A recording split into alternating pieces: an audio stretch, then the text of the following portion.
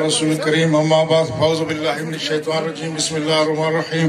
معزز علماء کرام، شیخ اعظام اور اس شاکان حضرت سید غلام یاسین شاہ صاحب، آج ایک دور ختم ہو گیا ہے. وہ رسول اللہ صلی اللہ علیہ وسلم کی شملستان کے بلبل تھے. وہ ان فضاؤں میں 60 سال تک چہچاتے رہے، رسول اللہ صلی اللہ علیہ وسلم کی محبت کی خوشبو بکھیرتے رہے اور لوگوں کو دین کی طرف دعوت دیتے رہے. 1.5 ماہ قبل وہ میرے گاؤں میں تشریف لائے تو یک بستہ رات کو انہوں نے 1 گھنٹہ خطاب کیا.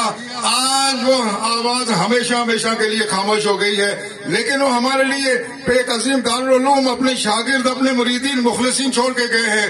میں اہل دھیرکوٹ سے توقع رکھتا ہوں. میں یہاں دھیرکوٹ سکول میں بھی رہا، میں نے اس زمانے میں آپ کی محبتیں دیکھی ہیں.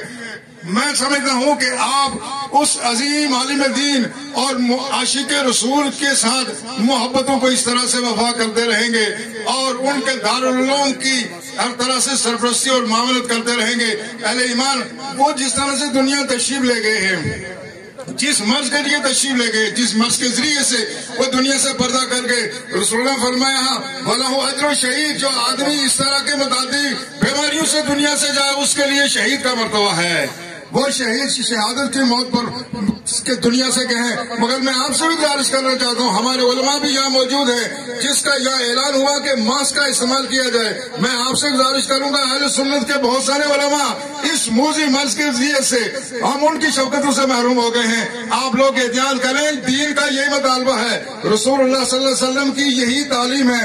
اللہ شاہ صاحب کی تربت پر کروڑوں رحمتیں نازل فرمائے اور قرب جوار سے آنے والے ہر شخص کو قدم قدم پر نیکی عطا فرمائے. وما علینا الا البلاغ.